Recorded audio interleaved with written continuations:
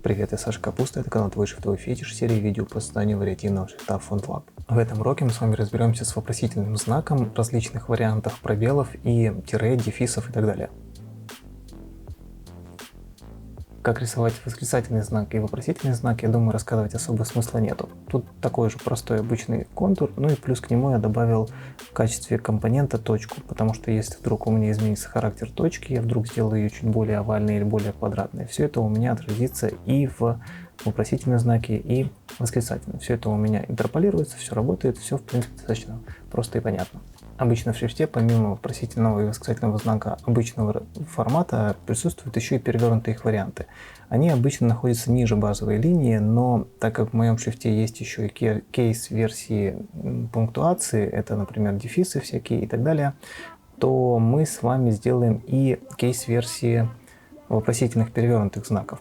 Начнем, пожалуй, с них, потому что это проще всего. Для этого нам пригодятся автолейеры. Чтобы добавить перевернутый вопросительный и восклицательный знак, нам достаточно переключиться на кодировку Latin Simple. Здесь в списке мы можем их найти. Вот здесь я делаю, выбираю эти символы, жму Enter, и они у меня добавляются. Теперь мы можем их создать. Для этого мы с вами откроем их.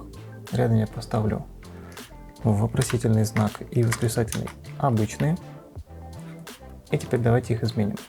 У нас есть поле автолейера, в котором уже есть название оригинального родительского символа. Поэтому я просто жму зажатым альтом по иконке автолейера, и в принципе особо ничего не меняется. Но теперь нам нужно их просто перевернуть. Для этого я включаю, прописываю сюда выражение. Пишу равно в самом начале, собачку, и жму, вставлю запятую. Выключаю. И включаю заново. Что происходит? Ничего не происходит. А не происходит ничего, потому что я не поставил тильду. Ставлю тильду, жму Enter, и она у меня переворачивается. Она у меня перевернулась, вот этот восклицательный знак перевернулся, но это же у нас не кейс-версия, она должна быть у нас ниже. Поэтому что мы сделаем? Мы вернемся обратно и сначала просто продублируем их. Я выбираю перевернутые символы, жму Ctrl-D, чтобы появилось окно дубликата, и здесь пишу .case и жму ОК. Теперь открываю уже их, будем с ними работать. В общем, она перевернулась, меня все устраивает, кроме того, что она находится ниже базовой линии. Для этого мы вот здесь пишем через... здесь у нас координаты x, y, поэтому здесь мы ставим запятую и пишем 0 для начала. Что произошло? Не в то место мы ее поставили. Ставим 0 после запятой с тильдой. И вот теперь он нас стал куда нужно. Теперь я отключаю автолейер и зажатым альтом включаю сразу на все слои. Вот у меня все получилось. Теперь делаем... Я копирую это сюда. В принципе можно и написать равно. Собака. И можно просто тильда. Зажатым альтом нажимаю. Так как у меня символ симметричный, у него овершутинг сверху и снизу, мне не нужно его позиционировать по высоте, поэтому все, в общем, у меня сделать достаточно быстро. Сохраняюсь, и что, идем дальше. Возвращаемся на эту вкладку, и вот здесь теперь нам нужно опустить ее ниже. Здесь мы, если посмотрим в восклицательном знаке, мы здесь ставили нолик, чтобы он был на высоте 0. А так как он у нас в обычном исполнении должен быть на высоте буквы Q, а она у нас здесь заканчивается на 200, мы просто вставляем сюда вот это выражение, пишу 200, только не 200, а минус 200. Отключаю, зажатым альтом заново включаю. Он у меня сместился. Все, супер. Теперь делаем то же самое, только с обычной версией. Перехожу на нее, копирую выражение из кейс-версии перевернутого восклицательного вопросительного знака. Прописываю сюда, запятая, минус 210. Почему? Потому что нам нужно сохранить овершутинг. Alt, и на все слои его сделал. Все, теперь у меня здесь минус 210, здесь минус 200. В общем, у меня получились все три разные версии восклицательного вопросительного знака. Обычные, перевернутые и кейс-версии, если нам нужно прописными символами что-то набрать. Пробелов в шрифте может быть огромное количество, они бывают разной ширины, разного назначения и так далее. Я не буду рассказывать про то, как их делать, потому что здесь на самом деле все просто. Но самое главное, что нам нужно понять, это как сделать нам обычный пробел. Как правило, он у нас автоматически остается один из первых, потому что мы какие-то слова какие-то набираем, мы его делаем, либо он добавляется автоматически. Ну, в общем, даже если у вас вдруг нет, вы просто можете выбрать Latin Simple кодировку и сделать двойной клик в самой первой ячейке, у вас добавится пробел. А вот по поводу ширины здесь уже есть вопросы. В принципе, бытует мнение, что размер пробела — это половинка буквы О. Поэтому, допустим, мы сейчас наберем какое-нибудь слово, ну, вот так вот. Вот это стандартное значение в 260. Причем в узких вариантах оно тоже такое. Так, здесь что-то с буквой А. Что-то непонятное. Очень странно. Ну, ладно. Пускай будет вот так.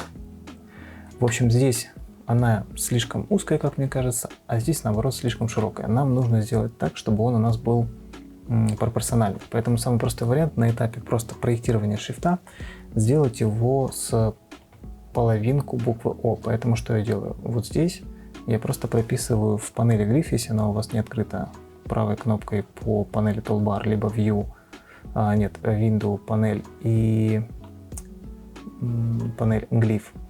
Здесь я пишу во вкладке ширины самой площадки, вот от края до края, пишу буква О, поделенная на 2. И мы видим, что она стала шире. Теперь просто копирую ее во все другие мастера. И теперь мы видим, что здесь она стала меньше. Здесь она 270, а здесь 200, а здесь 400. Но я, наверное, даже поменьше сделал, поэтому сделаю О, поделенное на 3. И также копирую на все мастера. Если вдруг у вас этой иконки еще не появилось, вам нужно обновить приложение. Но если вдруг его нет, то тогда просто вручную копируем в каждый из слоев вот эту ширину. Смотрим, здесь уже это больше похоже на правду. В общем, по поводу пропорции, это где-то примерно половина буквы О, либо 1/3, плюс-минус это у нас симпатично получается.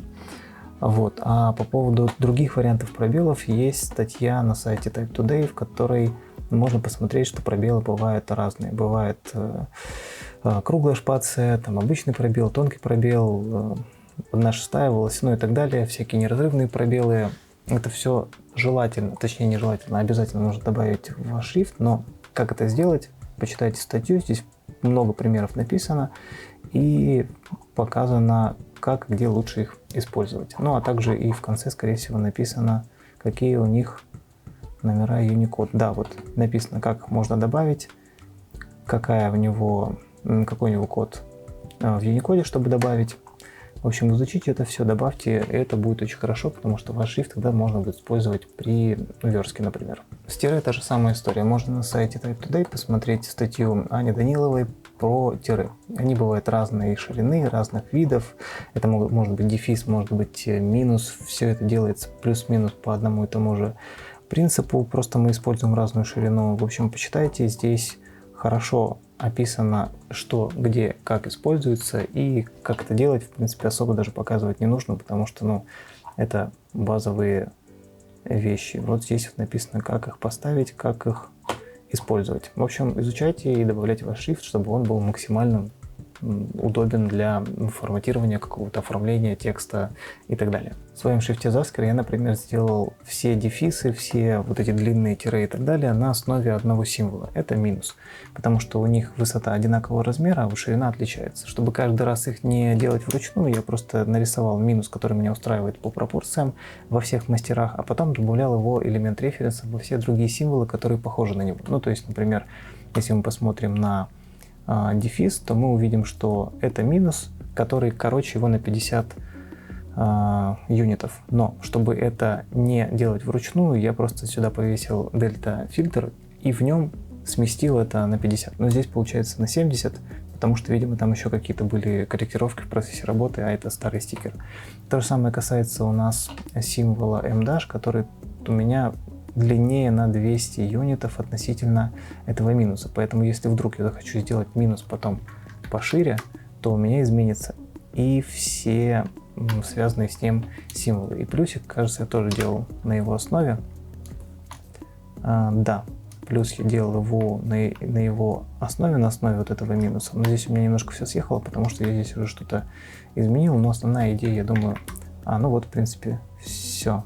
Сделал его нормальной, правильной толщины. И теперь плюсик у меня стал таким, какой есть. Причем видно, что, допустим, так как это начертание достаточно узкое само по себе, я здесь это компенсировал тем, что вертикальный элемент шире, длиннее, точнее, чем горизонтальный. Хотя в обычных начертаниях ситуация обычно наоборот. Но здесь я, в принципе, сделал их одинаковыми. Ну, в общем, дельта-фильтры здесь вам очень сильно могут помочь, а автолеерами вы очень быстро сможете это все добавлять в другие символы. Как видите, автолееры и дельта-фильтры очень сильно помогают ускорить процесс создания диакритики, потому что в будущем еще нужно будет делать различные кавычки, и все это тоже мы будем делать на дельта-фильтрах, и, скажем так, это очень сильно ускорит процесс создания. Поэтому пользуйтесь всеми возможностями FontLab и делайте как можно больше с наименьшими какими-то вложениями сил. Если по ходу этого урока у вас возникли вопросы, то задавайте их в комментариях на русском или английском языках. Этот курс залит сразу на несколько видеоплатформ, а значит я могу их не увидеть. Поэтому подписывайтесь на канал в Телеграме и задавайте вопросы в чате «Делаем буквы». Все дополнительные материалы будут выложены на сайте «Твой шрифтовый фетиш». Там же вы сможете найти шрифты Rayер и Zasker, которые я упоминал в курсе. А еще делайте скриншоты вашего шрифта, хвастайтесь в соцсетях и отмечайте «Твой шрифтовой фетиш» в публикациях с этим хэштегом. Мне и вашим шрифтовым коллегам будет интересно посмотреть на ваши успехи в ходе этого курса. Если видео оказалось для вас полезным, подписывайтесь на канал, ставьте лайк и увидимся в следующих уроках.